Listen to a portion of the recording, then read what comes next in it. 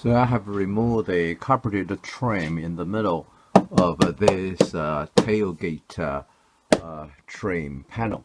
So this is the carpeted board. So we have 3 pressable clip on this side and there, and fix the clip at the bottom here and here and here.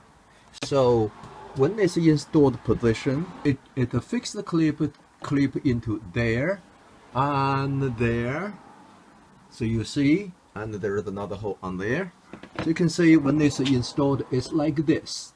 So you put the screwdriver between this tab and the plastic trim panel over there, and press the 3 tabs in, just a little bit pull down the trim, then you can remove it. So to install, it's just you insert the fixed clip side 3 first, and then offer it onto there and clip in.